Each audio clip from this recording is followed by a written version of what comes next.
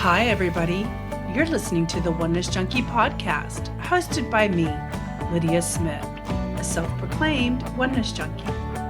Oneness Junkie is a place to be inspired, encouraged, and supported. Learn from the individuals who are working to make the world a better place. Let's meet today's guest. Welcome, everyone. This is Lydia, and today I'm sitting with JClay. He is a rapper, but not your typical rapper. He's a spiritual teacher who teaches through rap. And I just recently met him and really loved what he was working on and what he was doing and his purpose in the world. And I wanted to introduce him to you, the audience.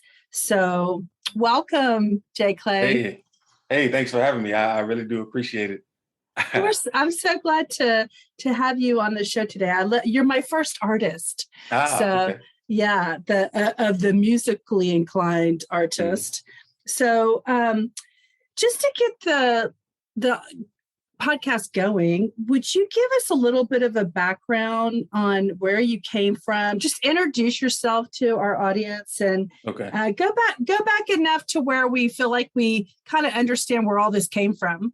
Okay. All right. Well, as you say, I'm a rapper, spiritual teacher. It started off, as a kid, just loving music. Grew up in Chicago and, two-parent household. And just, I love music. My dad played the bongos and drums. We always had music going. My older sisters had records playing. I would, sing them and everything, record stuff off the radio and sing it, learn all the words. So I just fell in love with music. At the same time, spiritual, it kind of blossomed later in life, but it was always there. Like I always had a relationship with God. Even though I don't know where it came from because we weren't necessarily a church-going family or anything, but I always spoke to God. I even have some stories about that, but maybe we'll hear some. But it was like that, and so I started off as a music producer because I actually wanted to sing at first, but then like a good friend of mine told me I couldn't sing, so I was like, oh, well, I guess I won't be a singer. I wanted to rap; that was the next best thing, but I didn't have anything to say. I didn't feel I was cool enough. And so I said, well, I'll just be a producer, and which was the best thing because that I learned all about music, structuring a song, how to get the most out of your production, everything. And at the same time, I used to make silly songs just to make my friends laugh. And like after a while, like one person said, hey, you should rap for real on my song. I want you on my mixtape. And I did it. We kind of formed a partnership, started taking music more seriously. And and that was my start into the business. Now on the spiritual side, I always kind of had these deep questions, just things that I couldn't answer, things that I couldn't understand. But I was always searching, seeking, went to the Bible, went to other people of God, just trying to find the answers. And I came to a book called A Course in Miracles. Well, there's a story within the story about that, but the long story short in that is that I came to a book called A Course in Miracles, which teaches you how to perform miracles in a sense. And with that, I don't want to say that it answers every question, but that was the missing piece that I needed personally to understand the universe and where I was going wrong, what could help me heal and be better. And like after that, I was sold. I knew I had to share this information with the world in the best way that I knew how. That's awesome. I'm going to take you back a little bit. Can you tell us, like, at what age did you get started in the music business versus like when did you start doing the spiritual part of it? Okay, so I started making beats, as they say, when I was like 15 or 16 in high school. Okay. And I started making them for my friends that rapped. And I guess when I started to take it seriously, maybe I was 21 years old. So I was in like college. After college or in college? It was at the end of college. So okay. I was always making beats through college and working with artists. But when I said I really want to do this, it was probably at the end of college. Even though I always knew I wanted to do something with music. And then the spiritual part where Well, I would say about 3 years ago when I had this kind of spiritual awakening thing. But I mean, it was always there. Like through college was when I really started to read the Bible, because I figured I always talk to God. I'm always asking him for help, but I don't really know anything about him. You know, it's a one-sided Right. relationship. And it wasn't really a religious God either, right? Because you said you didn't grow up in a religious background. Right. And that was the thing too, just from some of the things that I heard of those that you know went to church or had you know a specific faith. Some of the things didn't line up with what I was hearing, and so I was like, well, let me just read for myself. And I read, and even there, it was like it was plot holes or something. Wait, you read the Bible? Is that what you're saying? You read? Yeah, I read it. I actually studied it for like, I don't know, 5-6 years. Like, you know, looking for information. You were really curious, right? Yeah, and then I would kind of not debate, but converse with some of my friends who I felt were further along with me in understanding that, and we would get some questions answered. Other questions they would be like, you shouldn't ask that, or you know, like some people they weren't as open to just figuring it out. And then I realized that a lot of people didn't know as much as they thought they knew, and by me asking it, they kind of felt bad, and that wasn't my intention either. It was just I wanted to get to the truth. You know, when people are intimidated by people asking questions about their religion, I say, well, your God isn't big enough. If you are worried about what God's going to think about a question, you don't have a lot of faith in your God, you know, and then that kind of makes them think like, whoa, okay, well, maybe I need to have more faith in my belief system and my religion, that it can handle the hard questions, you know? So, okay. So then, so you're in college, you're graduating, because I want to know, were you ever in the music business? Like, did you ever do shows before you did the spiritual stuff? Oh, yes. I was a regular music artist. So I rapped in a trio. Traditional. You were a traditional rapper? Yeah, traditional rapper, egoic rapper. Like I'm the best. Wait, say that again. A what? Egoic. What's that for the listeners who don't understand what an egoic rapper is? It's all about me. Like I am this great person. I have this wonderful life. I have the money, the women. It's about me, right? Yeah. Okay. So it's like, go ahead. Me over everybody else, essentially. Right, me and my friends. I'm the most important thing. Right. And everything that I find important is the most important thing. Like my friends, my family, you know, like that. So I did that for a while. Like we actually got pretty big in Houston and Dallas Fort Worth, because we had an artist that were from there as well. So we kind of went between the two. At one point, we had our songs playing in every major club in both of those cities. Also, we had our merchandise in every major mall in those cities as well. What was the name of the merchandise? It was called I'm On It. So I'm On It. That's cute. We had a song that called I'm On It. We had these big shirts that just said I'm on it. It's like I'm on top of things. Which is funny because it starts with I. You know, the ego. Right, the ego rap starts with I. But go ahead. Yeah, that's funny. Yeah, that was it. And like many times trying to make it in the music industry, like things would be going good and it would all fall apart, but in unexplainable ways. And give us an example. I want my listeners to know that when life falls apart, it's not always the wrong answer, right? Right. Yeah. So explain your story. Tell the story. All right. So in one instance, we won a contest, and when it's where they play your music, the listeners call in, and they ended up saying that we had the most calls ever from any artist ever, of just people showing support. And it wasn't like it was the same people calling over and over again. It was just, you know, we got everybody involved. And so they said, you know what, we love what you're doing. We see you out in the streets and the clubs and everything. And around that time, we were opening for almost every group that came through Dallas, Fort Worth, and Houston. But what ended up happening was the program. Well, like anyone famous that we would know? Yeah, famous people. UGK. Trying to think. Yin Yang It's okay. It's a long time ago. Yeah. Nelly. I was wondering if you were going to say Drake.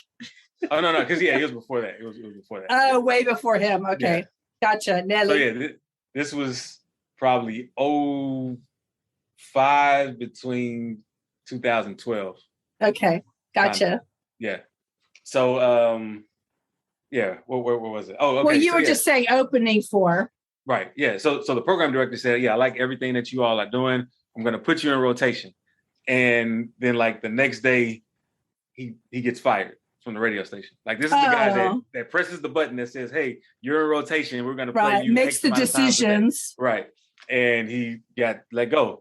Another similar situation at another radio station, major station, we're working with them. Program director dies after he said he's going to put us in rotation. Like, this makes no sense. Like what? Why are all the doors closing? Yes. And but in a way that has nothing, to do with us in a sense. That you can't control, basically. Right. Yeah. And each time it was, I don't know, it was heartbreaking. It was just like, why does this keep happening? Why? And but every time I would search within, I would, rely on things that I've read, things that I just learned about the mind and everything and not giving up. And also I just couldn't give up because I love music too much. So I really had nowhere to turn but to God. Like, it's like, am I being punished? What is going on? Did you feel like you were being punished? Were you doing bad things? I actually wasn't. And that was the thing. It was one of those, things. I did everything right. They said I needed to do this. I did this. It's not fair. But I didn't want to be one of those it's not fair people. Like, it's got to be something. What am I missing? What's that key ingredient? So did that set you on your path? Is that the spiritual awakening you talked about earlier? I was going to ask you to tell us about that. Is that don't jump there yet. I'm just saying, was this the spiritual awakening that you needed? Yeah, no, it wasn't. But it forced me to go deeper into trying to understand spirituality. Okay. So you needed the answers to your questions of why. Right. Yeah. So I was probably reading like every self-help book at this time, still studying the Bible. There was one quote that kind of changed my life, which was, watch your thoughts for they become your words. Watch your words for they become your habits. Watch your habits for they become, watch your words for they become your actions. Watch your actions for they become your habits. Your habit become your character. Your character becomes your destiny. And wait, that's in the Bible? No, that's not in the Bible. It's just. I was like, wow, the Bible sounds like it's rapping. Yeah, right.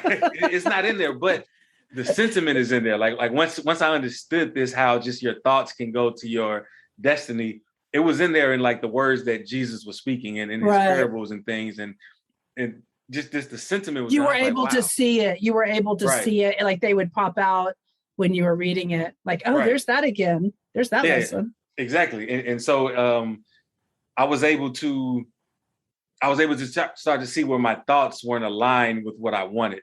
Like deep down, I always thought, for an example, that I had to suffer a lot in order to make it. Because when you hear these stories of like America's best singer, I don't know, the TV shows, like they'll have these tragic stories.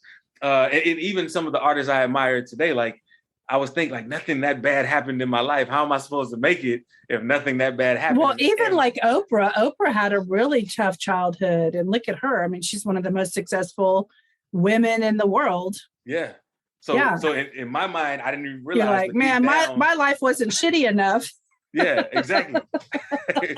So I thought that I had to suffer in some way. So in some ways, I was probably bringing about that suffering in the attempt to make it. Yeah, now you understand that. You're right. So that was like, wow, okay, I need to change this. I need to shift this. But even that understanding still didn't come fully then. It was just like an inkling of it. The seed was planted.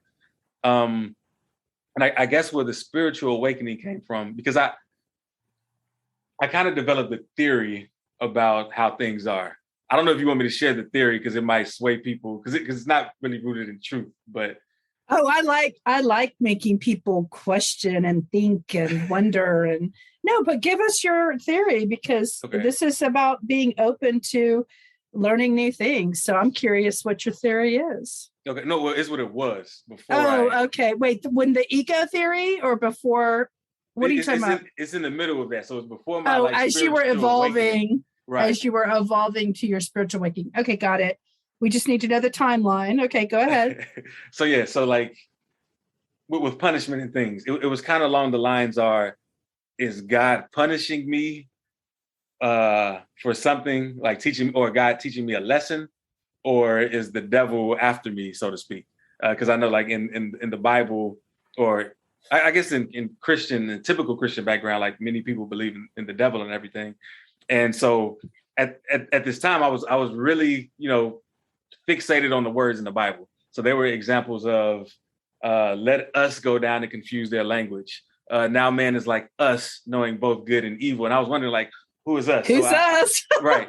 So I formed a theory, like, okay, maybe God, who is this pure energy and just always pure, everything's good, mixed with this just terrible energy. He mixed with his enemy. Like, wow, he's that loving that he's willing to mix with his enemy to create this world that we live in. So I started to believe that we were half good, half evil. And that's just what it was. Like, it was no way around it. And it just started me changing things where I wouldn't take things so personally with people.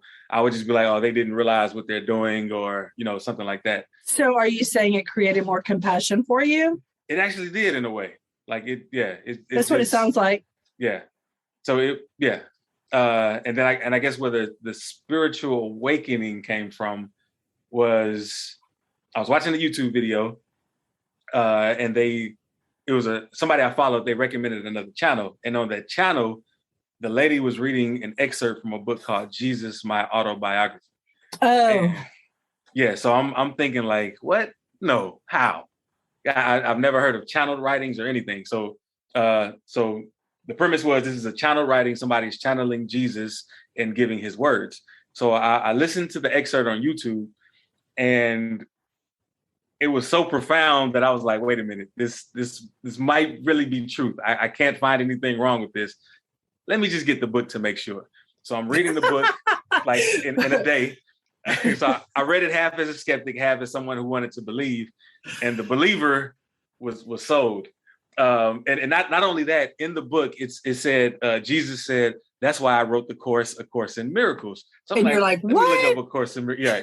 So I looked that up. It was from a different publisher, a different author, or a different channeler. And I was like, okay, well, maybe there's some truth to this if he's saying this in different books that have nothing to do with each other. So I got that book, changed my life completely. I knew I couldn't make music the same way after that. It was like I really saw how my thoughts played a role in my life. I saw how it played a role in what I considered reality, and why I believe what I believe about God, which wasn't true.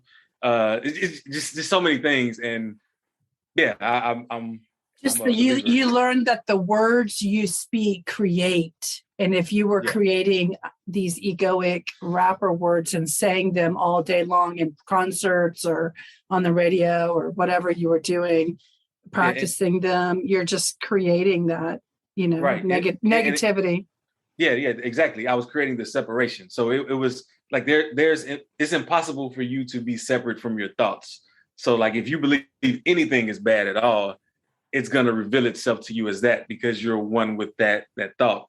And I fully understood that. I wasn't living it yet, because I had the habits of other things. But and it's still a transition in a way.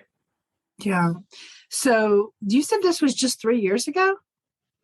Yeah, that I came to the book, A Course in Miracles. Yes. Wow. Okay. So what? Well, I was going to say, but that's why I said it wasn't that it answered those questions, but it was based on my longing for this. Like I studied this kind of stuff forever. So it was like I built the whole puzzle and I was just missing that middle piece to make it complete.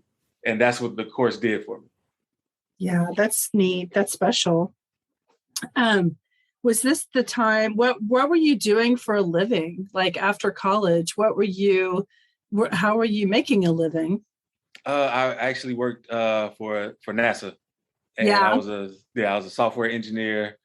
It was a good job. I just knew I didn't belong there. Right. So you felt a calling, like a yearning for maybe doing something more. Yeah. Well, the entire time, I never planned on being there long. I would tell people, I'm trying to make it in music. But you were there for how many years? 14 years. That's not very long. It is. Yeah. Yeah, that's a long time. And what was funny when I finally, the year that I finally accepted it, and I said, you know what, I'm going to make the most out of this job. I'm going to go there, make everybody's lives easier, better, do my work to the fullest. That's when doors started opening at my job. Not to say that it wasn't before, but it really did, and it made a difference. But then that's when the stars aligned, and I was able to finally quit, which I had been trying to do for 14 years. It's it's neat to be able to look at some of the things that you have got, you and myself included, and of course our listeners can think about their lives, what you go through, but then when you can look back on it and see the opportunities that it gave you by giving your security, your financial security, so that you could pursue all the things that you pursued. Because It's not, whenever you want to go on to an idea or venture or organization or create a product or something, you always need some kind of startup seed money. And, if you can use your own, it's a little easier. Yeah. Hey, speaking of seed money, I see here that one of your songs, Let It Go, or Let Go. Stop. I'm thinking of the Disney song, Let It Go. Let Go was inspired by Steve Jobs. Talking about seed money, tell us a little bit about this inspiration from Steve Jobs. Well, the video for it was inspired by Steve Jobs. Okay, so, what? So it's interesting. I knew how powerful the song was. It was like one of those, even when I was writing it, I was like, wow, this is amazing. It's going to really help people, because it was helping me as well. Wait, can you tell the listeners a little bit about the song before we get into the story of the video? So what's the song about? The song is about letting go, mainly about your pain. So we don't realize it, but we identify strongly with our pain, with our past pain. It's who we believe we are. Like, we wear like a badge proudly, like, yes, this did happen to me. I went through all of this. I had all this pain. And you wonder why in this moment you're not freer or happier, but it's because you're holding on to this pain. And essentially, Let Go shows that in the melodic yet powerful, banging hip hop song way. Okay, cool. Now tell us about the video. Okay, so now with the video, I didn't want to distract the viewer or listener from the essence of the song. Because, sometimes with big videos, you can have a lot of just different shots. And I wanted something simple, but I just couldn't think of anything. And then something popped in my head, that iconic Steve Jobs black and white photo. If you Google Steve Jobs black and white photo, you will see it. I've seen it everywhere. With the turtleneck, the black turtleneck kind of thing? Right. It's a black background, everything. It's what I associate with him in my mind, at least. So I sent it to a photographer that I know who had just did a shoot with me. And I said, hey, I know you haven't done music videos, but can you do this with video? Like, you don't have to slice anything. You don't have to cut it in any way. Just, can you get the lighting right so it looks like this in one take? And he said, I don't know. Let me try. And then he texted me back and said, yeah, I think I know how to do it. We did it. And yeah, the rest is, as they say, history. Oh, that's cool. So people can go on YouTube and search Let Go by JClay. And you spell your name like J, like the letter J, and then Clay, CLAY, right? Yes. All one word. JClay. Yeah. So they can search that out on YouTube and go check out that video that we're talking about. So let's talk about what the current, so now you brought us up to the point where your rap is inspirational, and you use powerful words to help people understand that they're the creators of their lives, and they can improve their lives through their thoughts and their words, and you're just trying to help them be a bridge to get there. Tell me a little bit about the advocacy that you do, and where that came from. You're a mental health advocate, right? Yes. Okay. Tell me about that, and how did you become that? Okay. So in a nutshell, about the mental health is, again, it stems from our thoughts. So since our mind controls our body, if we ever want to heal our body, it's more of healing the mind. And that's one of the things that we often forget about, how powerful our mind is. So the way that this came about, as far as mental health goes, I was actually depressed for about 5 minutes. And I know that sounds like, what? That's not depressed. 5 minutes. I'm telling y'all, it was the longest 5 minutes of my life. At the time, nothing was going right. Like everything that I believed in, like this pain that I was telling you about that I believed in, of my story. I was like, man, I did this, I did all this, and it all came together. And it was just I guess a lonely, this despairing 5 minutes of my life. And from that point on, I vowed, I was like, no, I'm gonna, I know too much to let this stop me. Let me rely on all the things that I've learned in the positive aspects. But even when this happened, this was before the spiritual awakening. And then the when that came into place, it verified all of this. It was just saying that, all illness is mental illness. Like something physical happening to you is a manifestation of your mental. And I've even put this into practice many a times, because I'm not going to teach something with someone and I'm not living it myself. And every single time I can trace it back to maybe some kind of thought or misthought or something like that, to the point now where if I were to get sick, which I probably got sick once in the past 7 years. When I was younger, I used to get sick 3 times a year. But if I do, it's not bad at all. And I don't even see it as a hindrance or a bad thing. So because of that, I am all about mental health, keeping your thoughts clear, your mind clear, staying high vibe, just being happy. And life works a lot better, right? Yes. Yes. I was talking to someone the other day, and a teacher one time, like a spiritual teacher, told me that you have a choice. We have free will. Like, I'm just going to use this example to make my point. When you walk into a room, you have a choice to feel bad, or you have the choice to feel good about yourself. Which choice feels better? It's like, why go to the I want to feel bad about myself side when you could just walk in and feel good about yourself and be that? It's like, it's a decision. And so many things in life are just a decision, a choice. Yeah. So true. I was fortunate enough to learn a key lesson in forgiveness as a kid. I remember something happened with one of my sisters. I was mad at her, went to bed, woke up the next day, and we were playing like nothing happened. But then I remembered, oh yeah, I'm supposed to be mad at you. And then I had a choice. I could keep having fun, or I could be mad at my sister. And I chose to have fun. And then, like, kind of since then, forgiveness hasn't been as easy as that, as you get older. But it's starting to, again, like with more practice. It really is. It's like, oh, that's nothing. Right. Like, well, that's good. You haven't had anything that you really wanted to hold on to. Yeah. You just let it go, right? If you do. Yeah, but that was part of it too. Like I actually mourned myself, or mourned my ego during this spiritual awakening, because I realized how much I was tied to my story and how limiting that is. Like how freeing it is that you don't have to just be who you thought you were. Like you can be that and more. You can be anything. You can be everything. And but at the time, like learning this and seeing the error of my ways, I was sad for a little bit at the time. I mourned myself. Tell me a little bit about your perspective on dying and death, because we were talking about that before, and I think it's kind of an interesting thing that you would be thinking about. Why is that something that you think about?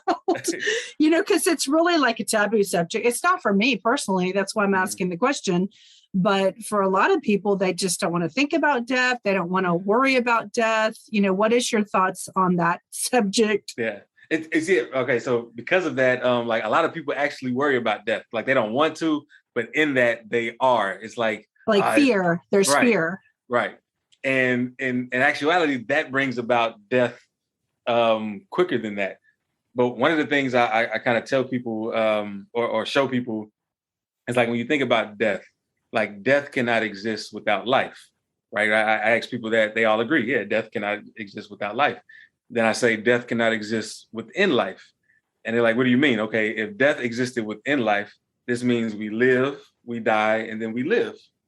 And then it was like, well, yeah, that's what that would mean. Well, if that's the case, there's no death because you're still living before and after this supposed thing. So how can death exist at all if you're always living. Now, to take it deeper, we believe that we're these bodies. You know what I mean? But science tells us every 7 years, all of your organs will have reproduced. Like maybe skin regenerates at one area, your eyes at another, or like all your cells, they die. Like you have thousands of cells that die every single day and reproduce and regenerate. So every 7 years, you're essentially a completely new body, yet you've always been you. So if you're you without your body, what are you? So then people think, well, maybe I'm my thoughts, I'm my experiences. Well, there are many experiences you forgot about. There are many thoughts and emotions that you've let go of, and you have new thoughts and emotions. So if you're not your thoughts and emotions, because you're still you through all of these changes, what are you? Who are you? And that's when you get to the root of, I am, like that I amness that we hear about. Like it's you're none of these things, but you're all of these things if you choose to be. And there's really no reason to fear death. But then to go even deeper, because we hear about somebody else dying, and we take that on. We fear that it could happen to us. But again, we don't know their mindset. We don't know what led to them getting to this point to believing in death. But we don't even know their purpose. Maybe they fulfilled their purpose and they're ready to let go of their earthly body. We don't know these things, yet we act like we do, and we become sad from it. And I would just say this, don't even worry about it. Just worry about life. Like focus on life. Like live your life to the fullest, and the rest will just fall into place. That's beautiful. And I bet that's really interesting for a lot of people who might be challenged by that. I heard you say, the I am, which is a big key word. And I think Jesus said, right? I am that I am. Yeah, I think so. Yeah. It was, yeah. Don't I can't remember quote if it was me. Jesus or God in the Old Testament or Jesus in the New. It was one of them, but yes. Yeah, well, you're the one who read the Bible front to back, so I'm not going to question it. Yeah, it's in there. I just can't remember who said it, but yeah. That's awesome. So I wanted to ask you, what are you working on right now? You were telling me that your music is healing, and you even wrote a book for children at one point. Well, not wrote a book, but a song, right, for children, or a rap. Tell us about that. Okay, so the music for kids is called Every Child Wins, and it teaches kids the basics like numbers, colors, more, like just it helps with memorization. Like you might not remember what you ate for breakfast 2 days ago, but you can always remember that song and the melody from childhood. Like music is just infused and ingrained. Like the ABC song. I mean, everybody knows that song. Right. The melody, everything. And it's the same melody, I think, Twinkle, Twinkle, Little Star. Yeah. And we all know that. So I got that idea while I was, my business partner got that idea when we were still working. We were both working our corporate jobs, and he said he had a son and he was looking for music to teach his son that was both good and had a good message. So either you will find good music that didn't really teach wholesome lessons, or you would find good lessons, but the music was just all right. And not to put anybody out there that does anything. We haven't heard all the music, but he thought like, why don't we just make our own? I thought it was a brilliant idea. We did it. We put it out. It's helped kids learn. We were able to perform all over with nonprofits at schools. It was a good thing. And it was also a segue to me learning how to make music while teaching, so that it doesn't sound forced. Nobody wants to be overly preached to. You want it to be natural. And it kind of led the way for that. And flow. You want it to flow. Right. Good. Well, gosh, the time goes by so fast. I mean, we've basically been chatting for 30 minutes already. So wow. Tell us what you're working on now, and what you're up to. Well, I think when I talked to you a couple of weeks ago, you were in Arlington shooting a bunch of videos. So tell me what you're up to. Yeah. So, okay. My album is called I Am Nobody, I Am Someone. And that's like this, it takes you on a journey to heal you, or it shows you what's the blocks that's stopping you from healing, so you can move toward that direction. And because this album is so powerful, I wanted to make a music video for every song. And I'm in the process of doing that now. So out of the 17 songs, I have 8 videos complete. And that's one of the ones we're shooting a video for. 17 songs. Wow. Yeah. It's a lot. Yeah. Well, one of them is a skit, but yeah. But we, that's what we were filming in Arlington for, a song called Peace. And other than that, I'm still making new music. So once I finish completing all the music videos, I'm going to be ready to just release new music. And all of it is on this positive, conscious type deal. It might not be to the same level of the first album, meaning that each song was perfectly suited for the purpose of really healing the listener. And then the music that I'm making now is more so to maintain that, just to kind of correct those nagging beliefs or those nagging thoughts that you might not realize are there. And it's just that reminder to everyone. Do you have any places that you ever perform? Like, can people ever see you live, or can people hire you? Like, what? I don't even know if you're out there and doing this work. I know you're doing it online. Yeah, I'm doing it online. I am available for shows. I did one recently in Harrisburg, Pennsylvania, and then ended up shooting another video in Philly. So it all kind of worked out. But yes, I do perform. I haven't focused on performance because of the pandemic. And I had just focused more on the music and the message, but performances are happening, and I love performing, so yes, I am available for that. Where can people, do you have not albums, that's dating me, but do you have downloadable music? Can people buy? Where are you? If people want to go download your music, I don't even know the answer to that. So are you on Amazon or? Yeah, I'm everywhere that sells digital music. Amazon, Spotify, Apple, iTunes, YouTube.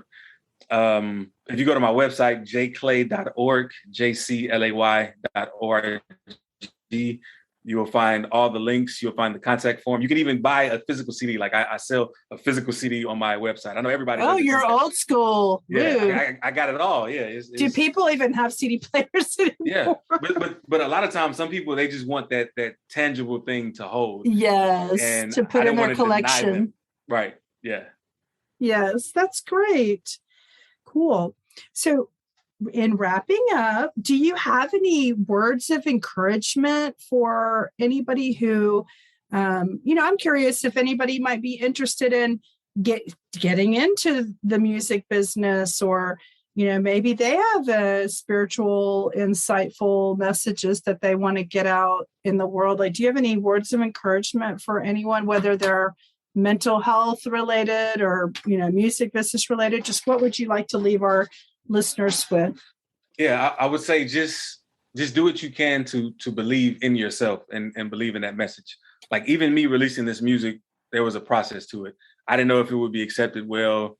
I didn't know, how people would react. Like, what does he mean he can heal people? Who does he think he is? Like, all these thoughts went through my head as well. But I still took the little steps forward that removed those false beliefs.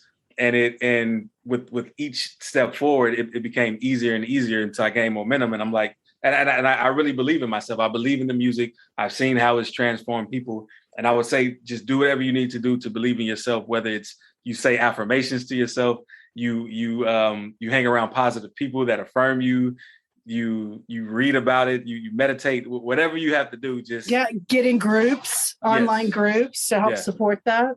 Yeah. Listen to podcasts like this. Like, do it all.